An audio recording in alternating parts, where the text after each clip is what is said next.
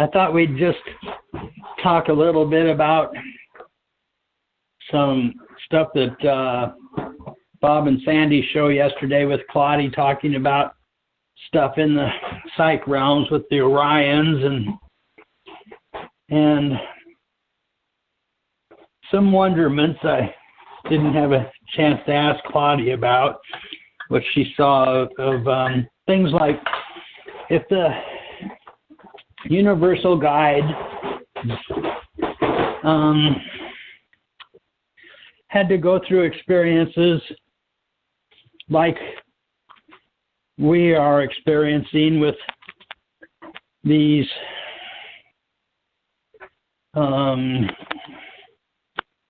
Orions and stuff making us slaves, if they had to go through that stuff, or before then, when the Orions hadn't come to the planet Earth here in this psych realm, if it was different, if they had the same kind of necessary experiences to go through to make it to the real universes. Because it seems like if beings knew that by being a certain way, they would have to experience astral hell or come back in robotic bodies, maybe for kind of like forever, that they'd not want to do the things that would make them have to live that way, experience that kind of stuff. It's like, unless they were being prevented by, like the Orions, by their mind controlling stuff, that's still in the psych realms compared to the real you, the universal being. So I'm just wondering if they had a choice, we would all seem to not want to go to the astral hells or come back as robots. Why it would be that we would do the things that would, if we knew doing certain things would send us there, that we wouldn't want to do them.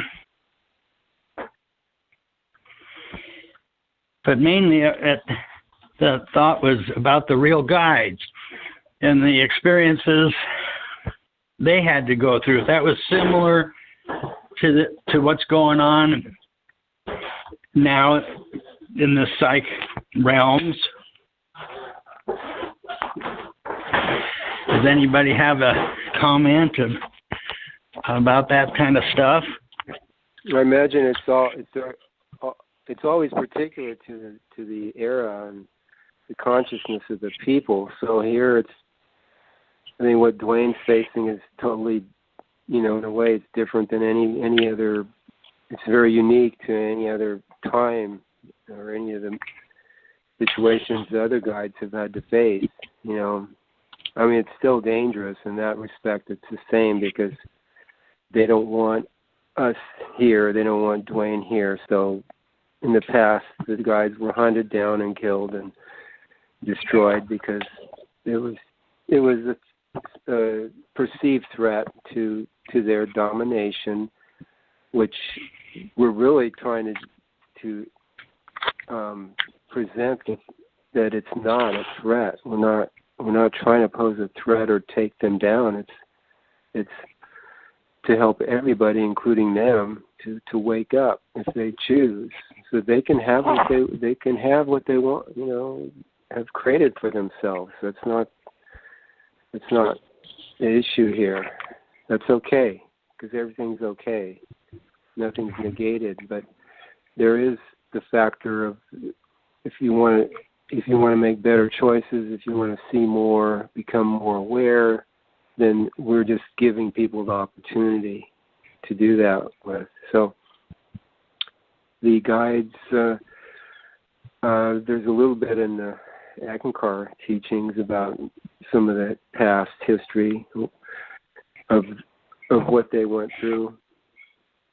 Whether that's made up or not, I'm not sure, but it sounds good. It's a nice story. You could probably check with them, if you could go to the real site and check with them personally and see if they would want to share with you what they had to go through. But I would say that any of them met challenges that were far beyond anything that a president would have or a leader in the traditional sense, because they're presenting something that's far beyond anything that people have come to know as spiritual, religious, godly, and all that. So very challenging to get people beyond that, to even have them consider that there's something beyond that, because they do have this comfort zone that they like to go back into, and if you notice, they usually fit what is presented to them to their already preconceived ideas of what they think heaven might be like or the spiritual life may be like. So if it fits with what they've already considered, then they're usually going to go along with it. And if it doesn't, then you're probably, if they can't relate to it, you've probably lost out. You're going to lose them, which is fine. They have a right to go and do what they want. But it's very challenging for the guides, I see, to come here and work with the consciousness at the time, the circumstances, and create something unique. It doesn't even have to be unique. It's just something that the people can relate to. See, just what can they relate to, just at the base level, and then from there, move it along from there to something that they could, see more from. But they have to make that choice and decision. So the real guides can't do anything other than give them the opportunity, give them hints and good references, and sometimes even a little creative trickery, just to kind of maybe see what they would do. Anything, use their desires, use their interests and what they love to do to motivate them to see more. So it's not what the spiritual and religious life has been made to be. It's a lot more, and that's why it's so challenging, because people aren't willing to go there. I don't know if we have more people in this house here that might want to comment on that. Could you repeat the question again?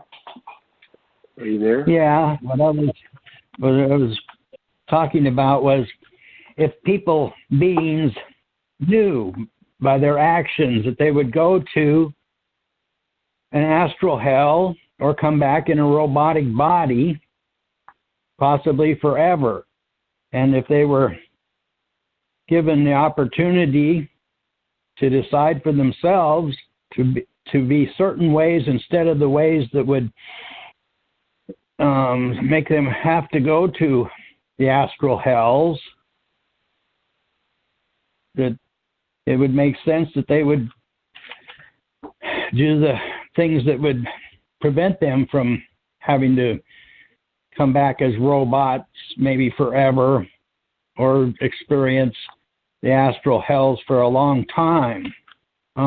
This psych realm stuff is so new in ways to me about these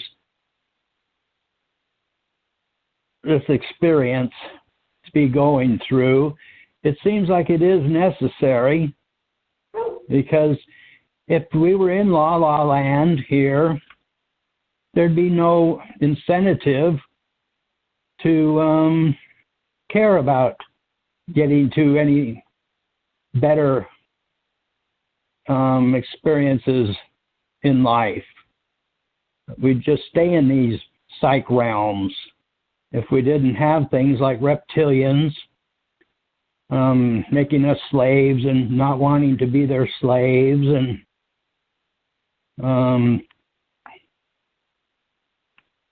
it's just that I think a person would decide to not want to go to an astral hell if it was revealed to them by their actions what makes them go to an astral hell, or by their actions what would make them come back in a robotic form of life, maybe forever, and never get to experience the adventure of what the mind can't really comprehend, how wonderful experiences it could have in the real universes.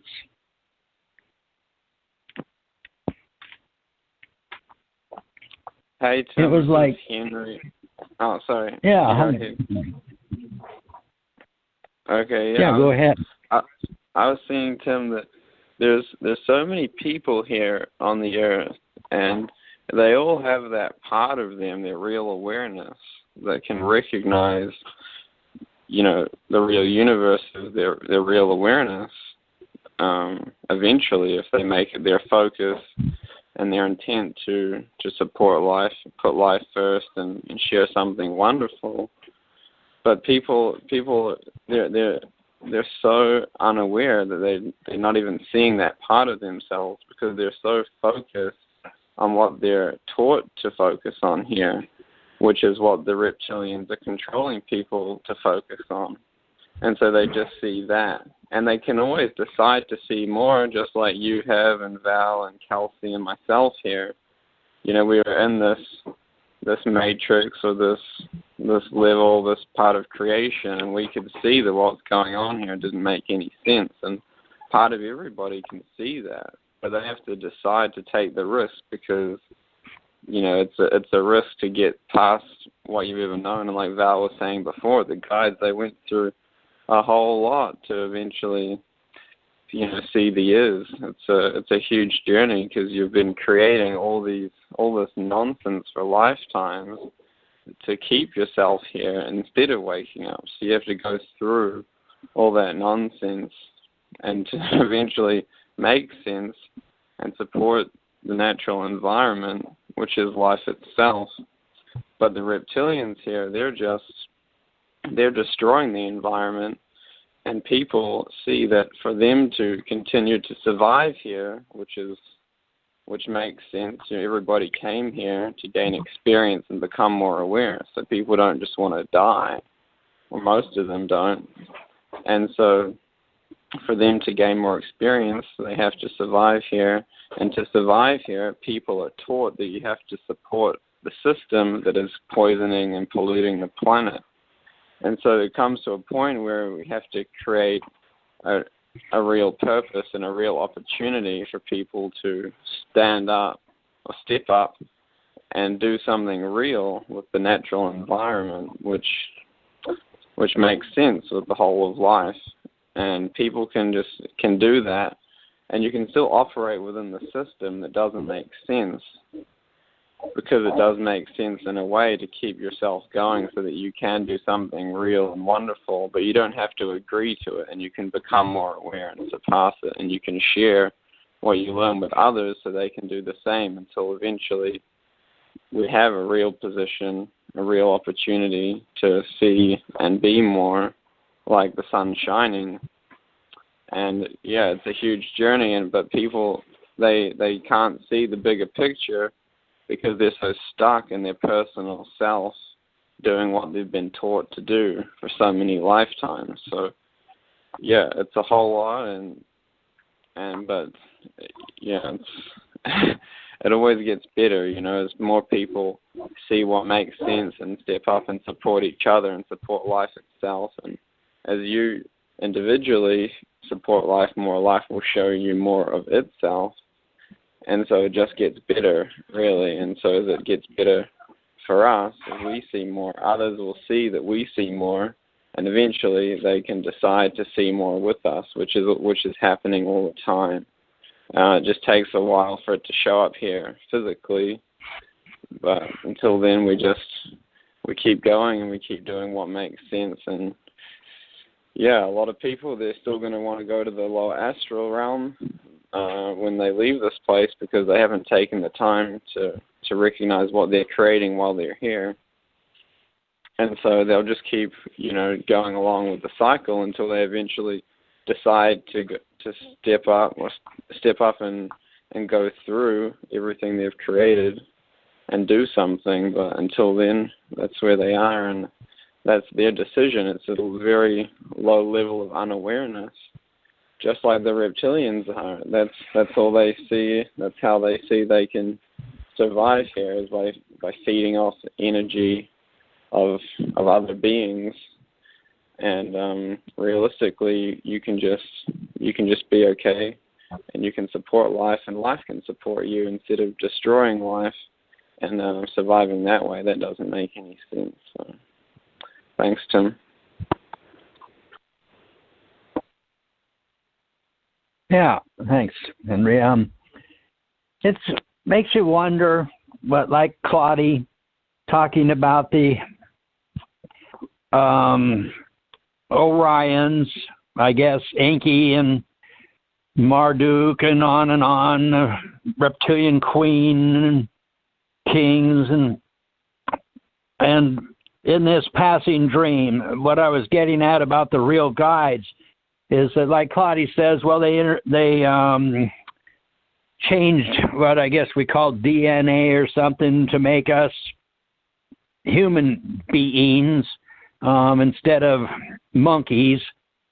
Well, I see, like the real guides, they seem to be what I see is physically like humans. And did they go through that? Did they have to be like the Orions interfered with the monkeys here on this earth, and if to make humans, but maybe even more than that is before the Orions even came to this earth, what was actually going on. It sounds like the real guide seen the very formation of the earth, and from what we call beginning of the life on earth. Well, at least like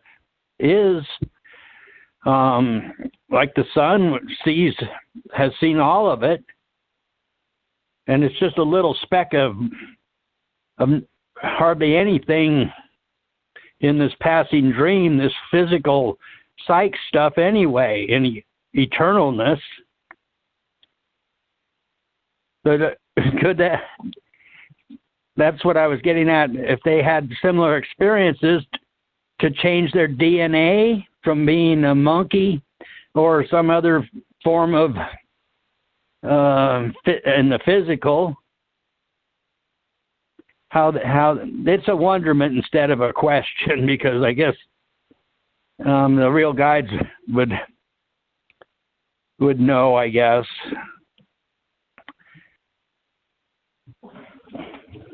Anyway,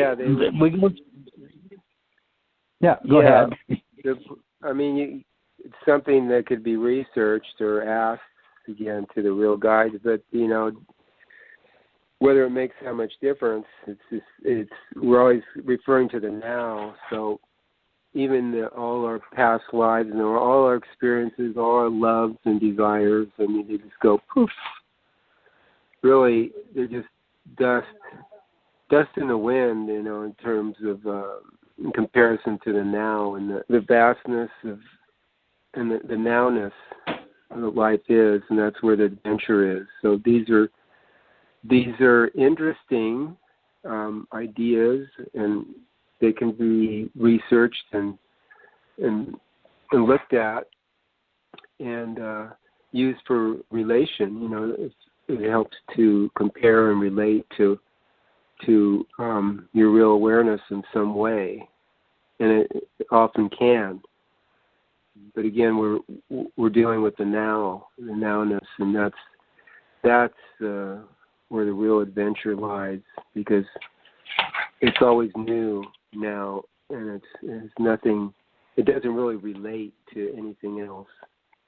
The isness doesn't relate to the worlds of creation, although you can use the worlds of creation and all your experiences to give you a reference to this reality, but in essence it doesn't relate to them, but you can relate to it, you know, or try with your imagination and your experiences and all the things, you know, everything you've got that you see within you, you can use those to come up to a point where you can recognize this isness, because everything is available for you, for each person.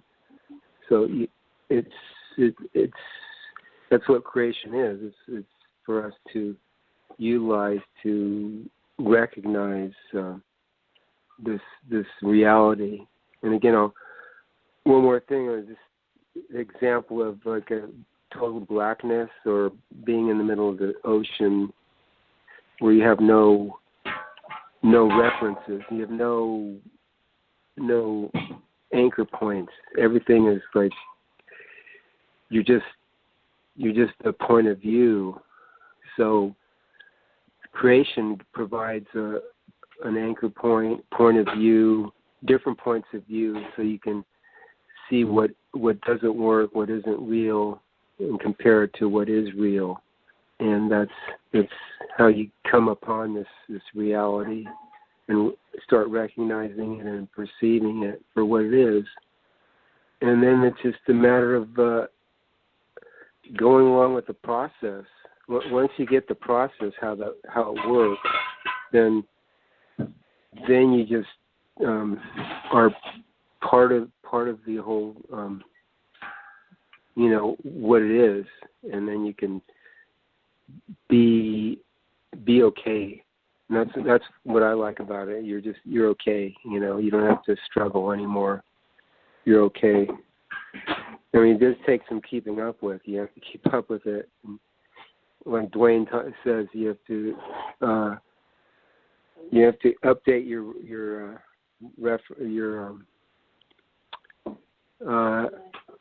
pardon? Resume. Yes, you have to update your resume constantly, because it's not. You can't just sit around and be okay. You have to contribute. You don't have to, but it really makes a difference when you contribute to this reality and support it. Just like you're supporting the real guides who support you. Well, this reality too. If you support it, it'll support you, and that's real. That becomes very real and wonderful. So, thanks.